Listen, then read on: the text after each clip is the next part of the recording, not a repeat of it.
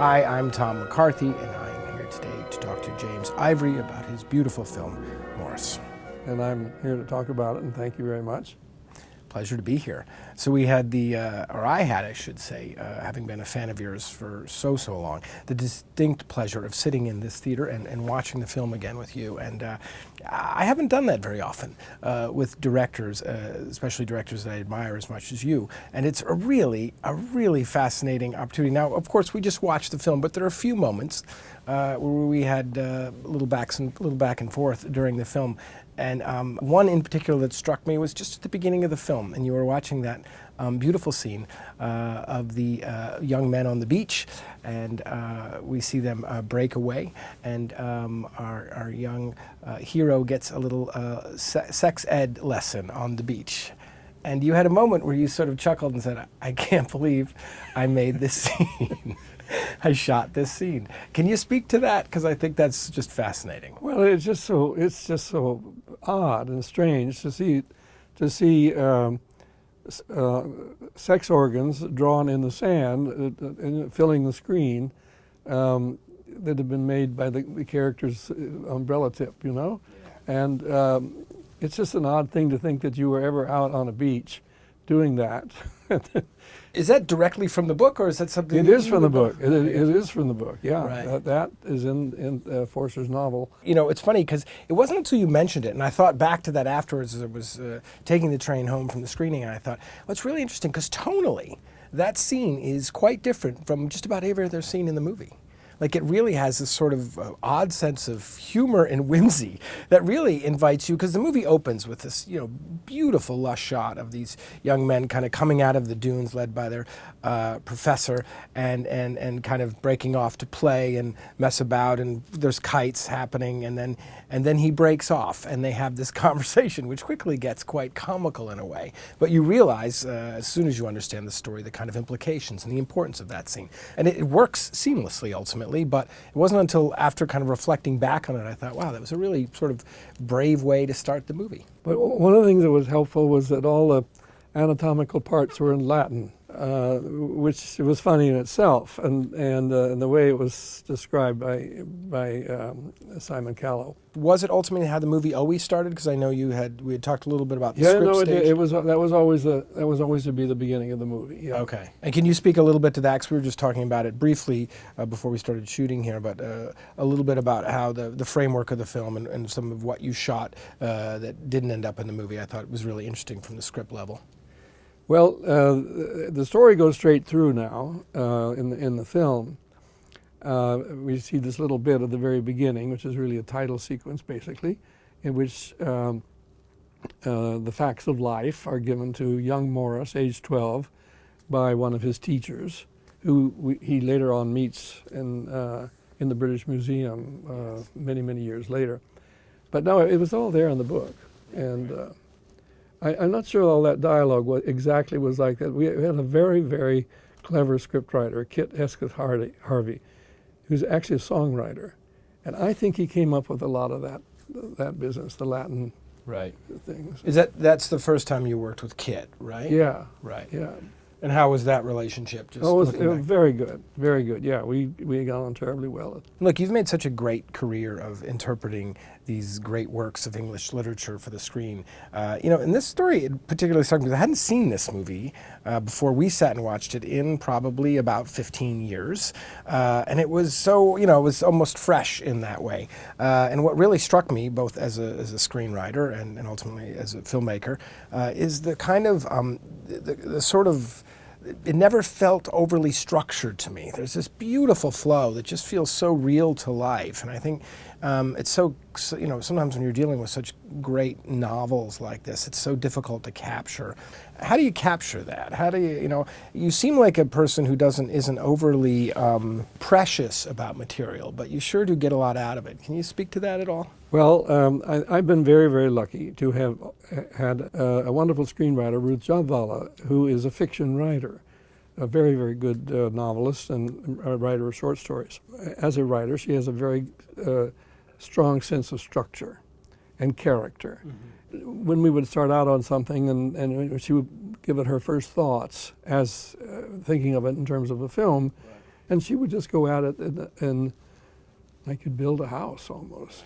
I have always believed that when you take up a novel by a very good any good writer, that the tone of that writer has to be there, and what the writer wanted to say, what he was planning to do with the story, you have to be true to it. And it doesn't necessarily mean you have to bring in everything that he wrote, but you have to present it as he presented it. I mean, in hopes of telling the story. You shouldn't, go away from that. I think. Otherwise, why do it? Why do that book? Do some other book. I'm trying to remember the history of the book. It wasn't published. It couldn't be published. Right, because had he published it, he could have been. There are all kinds of obscenity laws in England at that time, and so he couldn't. And he just put it away. But he was never really sure of it as a book. How good it was. He wanted to tell a story, a gay love story, which had a happy ending. That was very important to him. So he set out to do that, and he did do it. And I mean, it does have a happy ending. And sometimes people don't really quite believe the happy ending, but that's what he wanted to do. Based on a true story, right? Didn't he have friends that he had I remember researching the book a little bit, that he knew people, that there was this upper class and a sort of working class two men who had met and had a famous long relationship and were buried together ultimately, if I remember reading That's about right. Forster and well, I don't know how, buried together? Or same.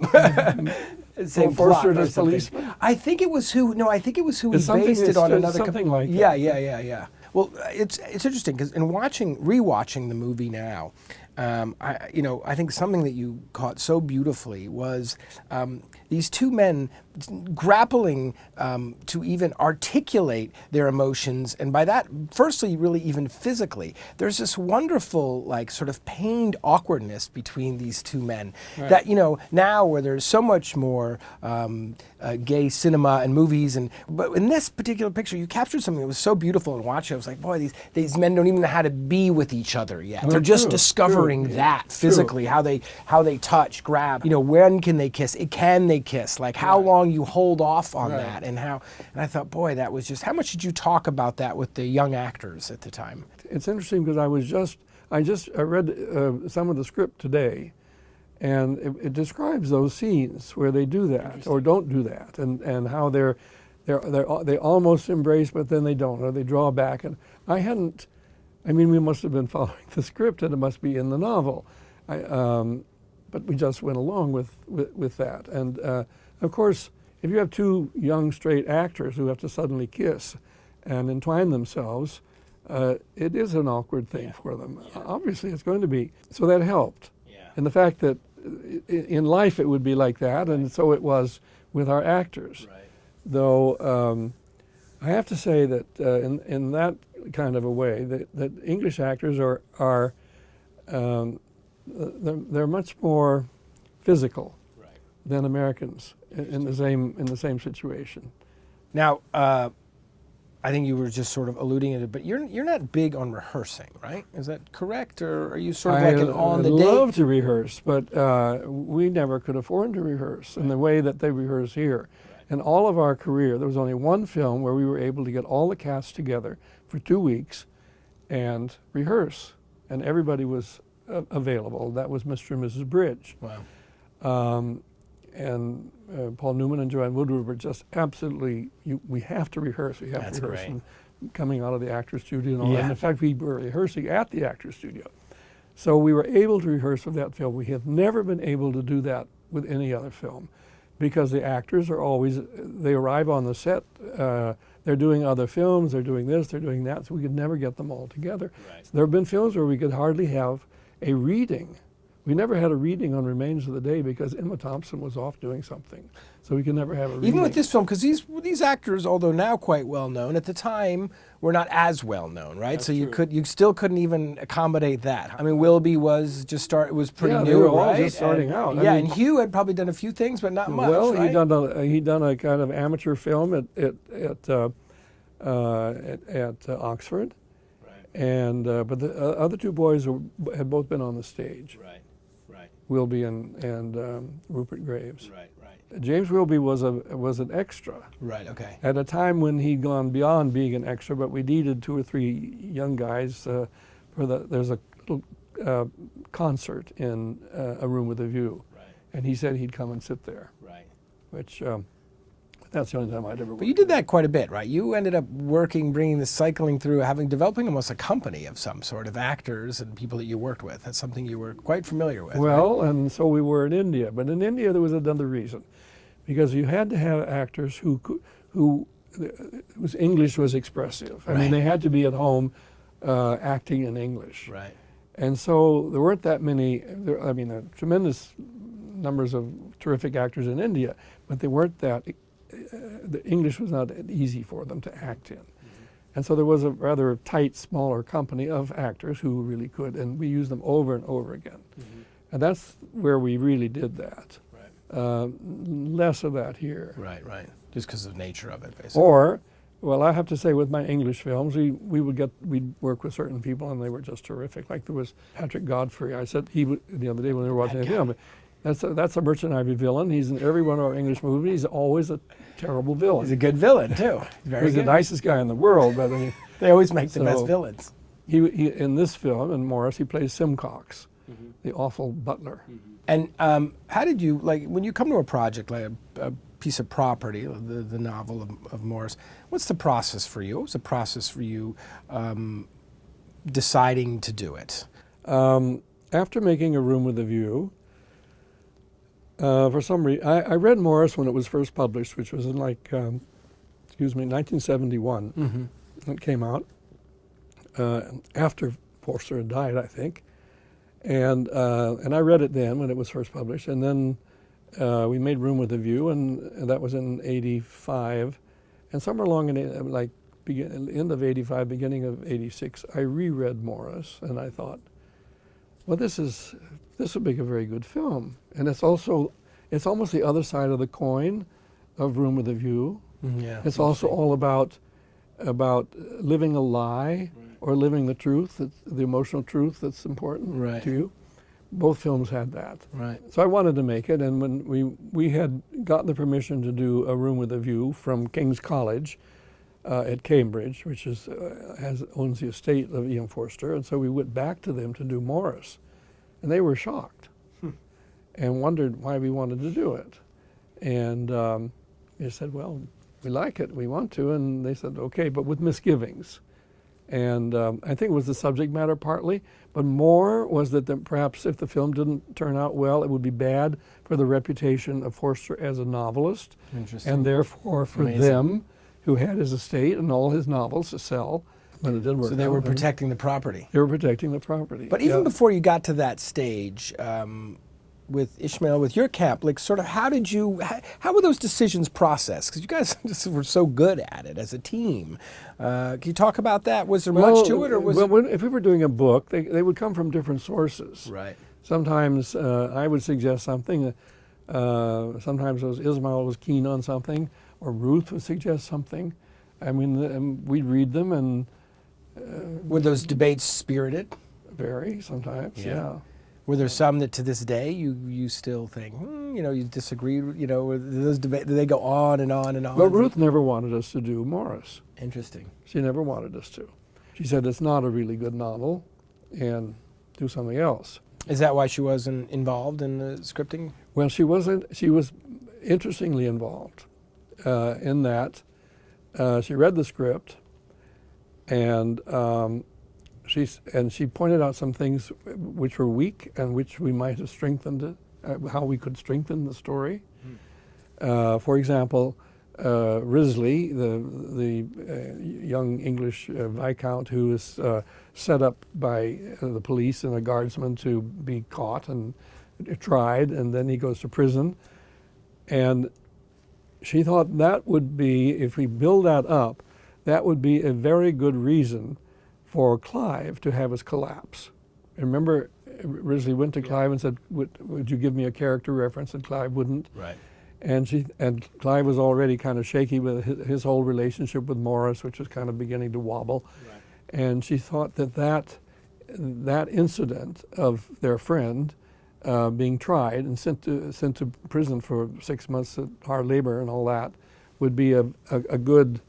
It would strengthen it would strengthen Clive's breakup with Maurice and why he had a breakup and so on. And, fear and loss of his good name because he wanted to go into politics. And that was her idea. It isn't really like that in the book at all. In fact, that is one of the things that people never really bought in that novel, when reading the novel. Clive goes off to Greece, and supposedly he's had some change of heart. He goes off gay or not entirely gay, but at least in a relationship with a man, a strong emotional relationship with a man. He goes off to Greece to get over that, and he does get over it. And it's suggested that he's changed. He has changed himself, or the Greece has had an influence on him, so that when he comes back, he's able to deal with Maurice, because Maurice immediately leaps on him and all this sort of thing, and Clive has been changed. Well, that was never very convincing for anybody reading the novel. They wouldn't, today particularly, about people being changed, that they could be changed. They would never be accepted. And but in 1912 or whenever it was, all these things hadn't been quite. They weren't understood as we understand them now. But it's interesting you say that, though, because in watching it again, it was very clear to me, and I don't know if this was in how it was being played or directed or acted or all of the above, but I saw it as inauthentic of that character. I didn't see it as the reality of that character, of like, yes, I've changed. I saw it as someone trying to convince themselves, for a host of reasons, if I'm not mistaken, he lays out, but won't life be easier and better with all these gifts he has been afforded him by right of his birth, that like the one thing that could screw that up is being gay, and that could screw it up quite a bit. So it strikes me that he gets away from... And he was talking about the difficulty of carrying on such a relationship, and the servants know everything and they overhear everything, and you can't ever talk about the person you love and all that kind of thing. That seems incredibly authentic to me. And look, maybe immediately now, but even my generation growing up, there was still, men that I grew up with that didn't even come out to much, much later in their life, and still haven't to their parents in some weird, incredible way. It's still there. It's still very present. And living the lie is still there.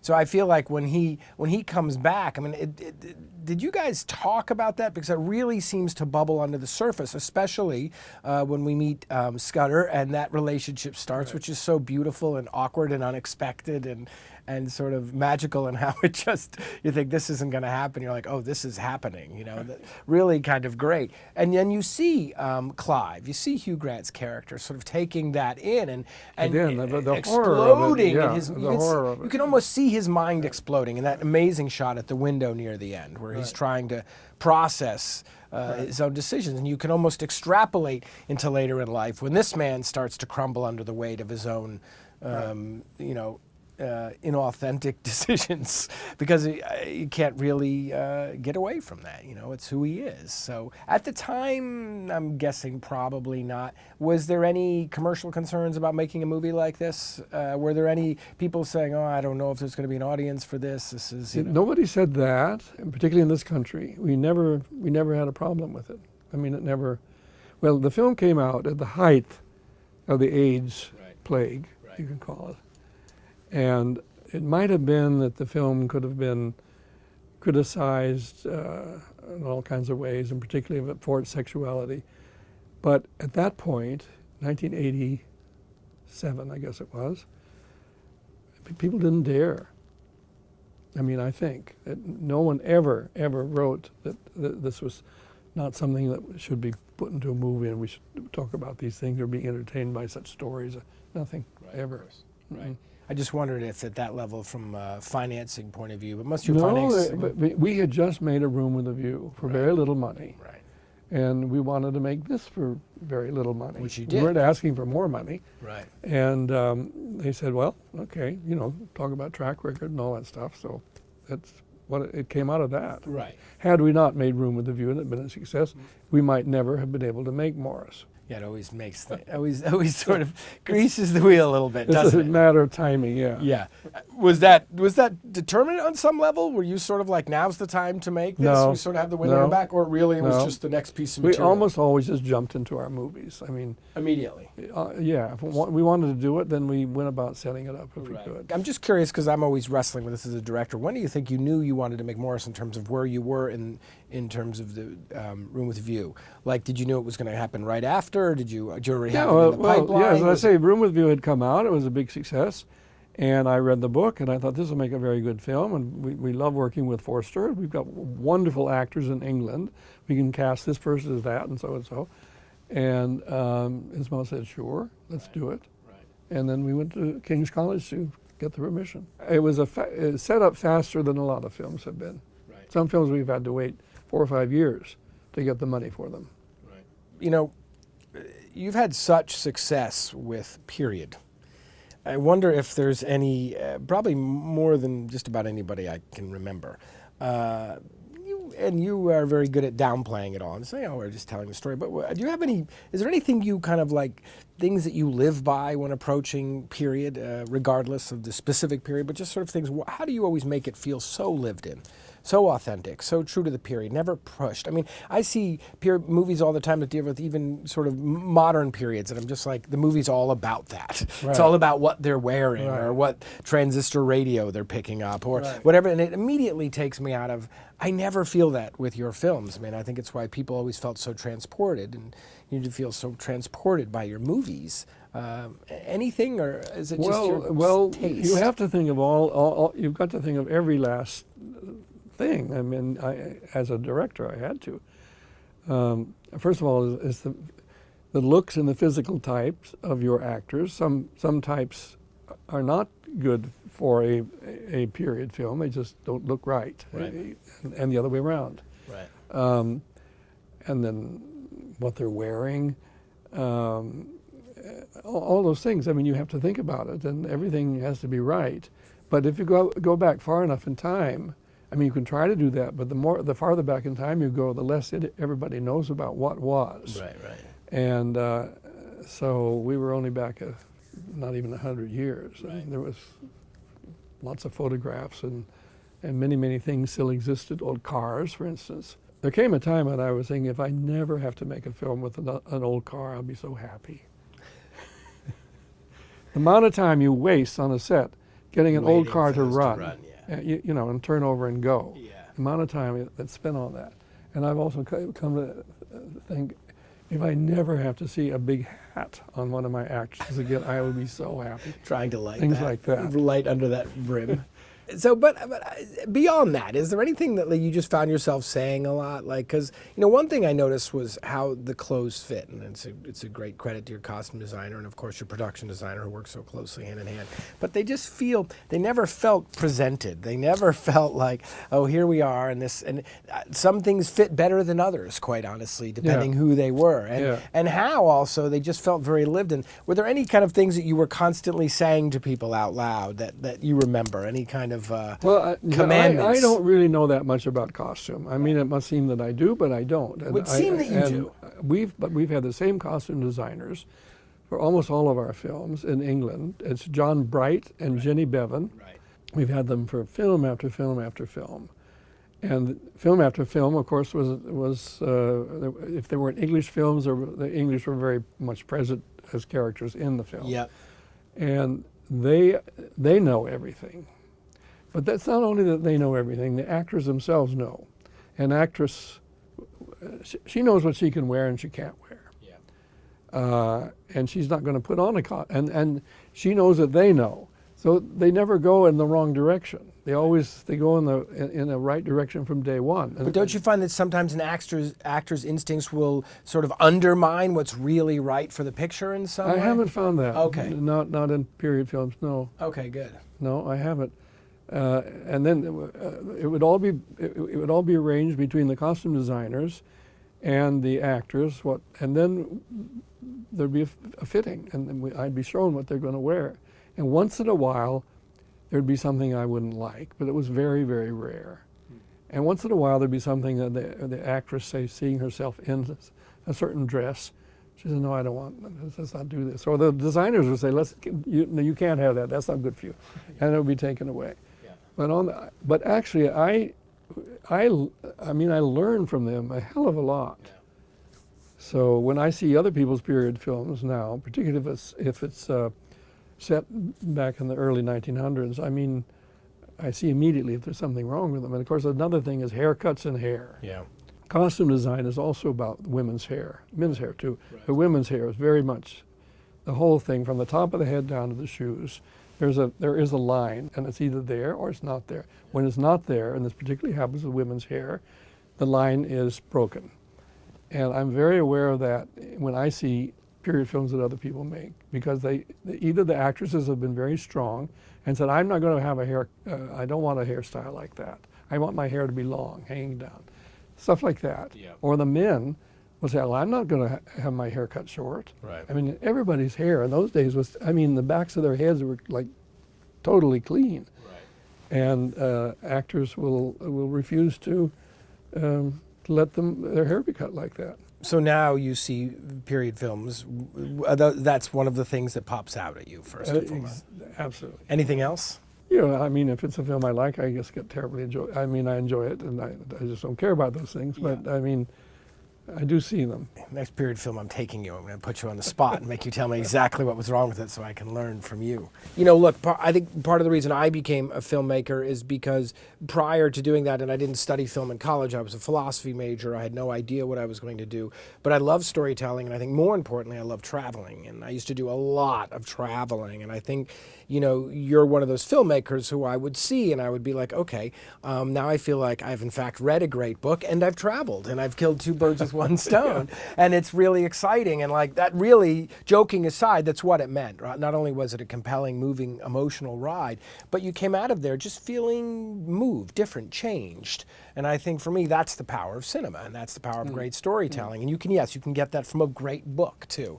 But I think early on I was like, oh, there's something in that for me. And I started putting it together at that point. I didn't know for years later that I'd actually be making movies, but I think it always resonated with me.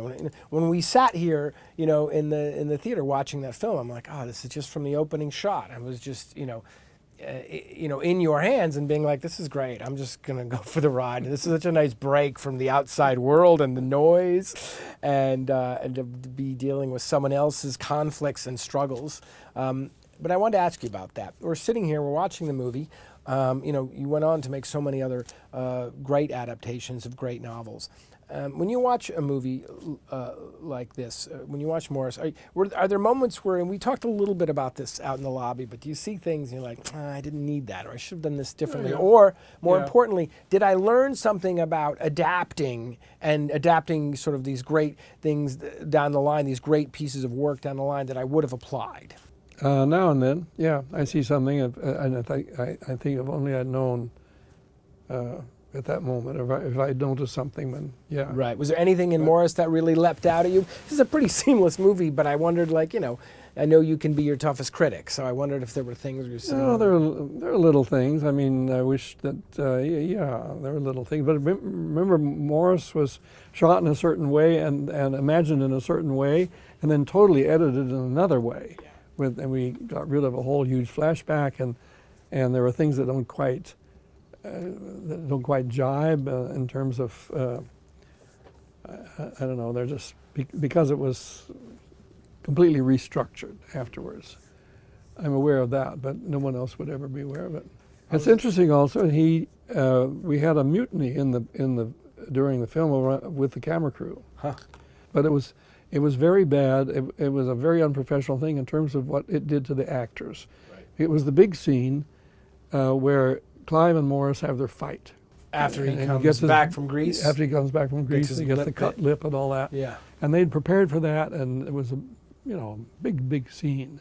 And they were all ready, and then no camera crew suddenly. So I thought it was a meanness about that. Right. Because it let the actors down. Right. It wasn't anybody. And luckily, the operator didn't, he wasn't one of the ones, he was okay. He didn't mutiny. Because Pierre Lum doesn't operate the camera. Oh, ever? No. Wow. Well, he started out doing it, but then he stopped. That's interesting that you lost your focus puller and not your operator. There must have been Yeah. some real politic happening at the camera. Yeah. But That's for thank sure. God Yeah. it wasn't the operator. Well, you certainly couldn't feel it in the frame at all. So your young actors did a very good job of either ignoring it or they never picked up Well, on it. it probably elevated the tension for the whole day, and so they got everyone in Yeah. kind of a mood of.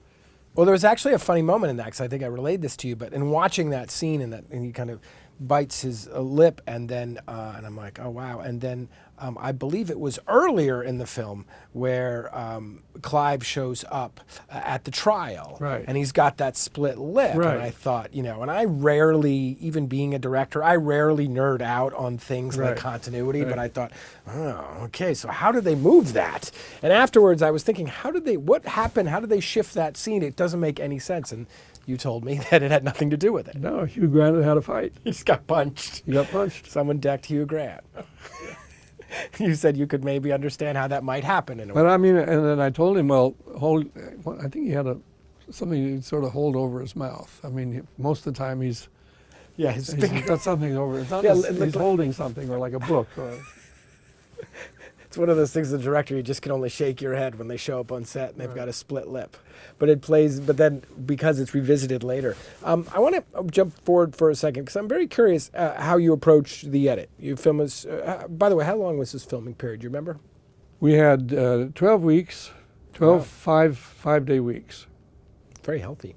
I don't believe in a 6-day week. It's just impossible. But I mean, that's just 12 weeks for the 12 film. weeks and they're 5-day weeks. Right. Yeah. You must have had a pretty heavy script, right? Because Yeah, it was. And I mean, we, as I say, we dropped a lot of it, but Yeah. we shot a lot too. So you were probably shooting 5 or 6 pages a day or something? Not so 4? much. Not so I much. think 3 maybe. Right. Wow, you really got a lot for what the budget of the film was. You really squeezed a lot of it. It's kind of incredible. But so you finish shooting and you roll into editing. What's your process there? I'm very curious. Well, normally we don't. In those days, we didn't have an editor working along and cutting the film while we were shooting. At least we didn't on that film. Right. And after that, we did very often have that.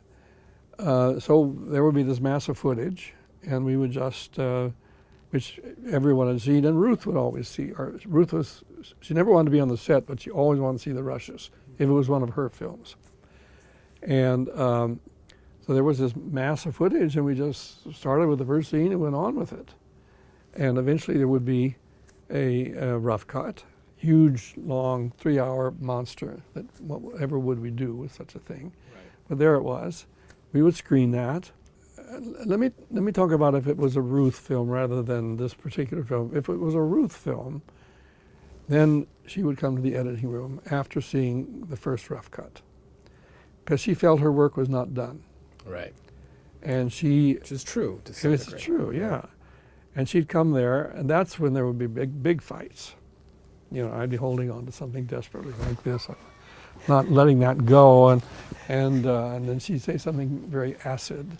So we'd get it down to some reasonable length, and she'd work in the editing room usually about a week to do that. Wow.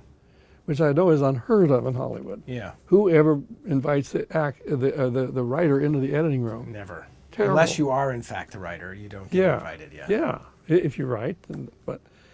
So Everybody what got allowed rid of it you? as fast as How did you possible. have the strength, stamina, courage to do that? Because you're right. It's an incredibly vulnerable time. You're seeing. Well, there are. I learned that there was something I really, really liked, to not be enthusiastic about it in front of her. I would keep that in my heart. Interesting. It happened again and again. That if I said, "Oh, I love that scene," that's what would go. So if you So I pretend like it wasn't important to me, and so it would pass by very often that way, or even moments in scenes sometimes, which I was just determined to have in the film. did you no ever matter what. relay this to her ultimately? Your approach. A little bit, but I didn't want to give away my secret. So then, if you really didn't like a scene, you must have praised it. The reverse. Did the reverse apply? No, if I didn't like a scene, I'd be glad to see it go, Right, and I would be happy Right. that she didn't like it either. Right. how long normally would you edit? Do you have an average of time? Did some films take longer? How about on Maurice? Well, Ismail hated the editing process. Why? It's not patient. Oh, it takes so long, and you have to pay the editor so much money, and it goes on and on and on, and when is it going to end, and my God, and all this sort of thing. I think our editing periods were probably shorter than most people's, but they were long enough. I mean, I never felt that the film was going out, unready or whatever. Right. I don't know. Dependent. We might be in the editing room maybe for 3 months, Right.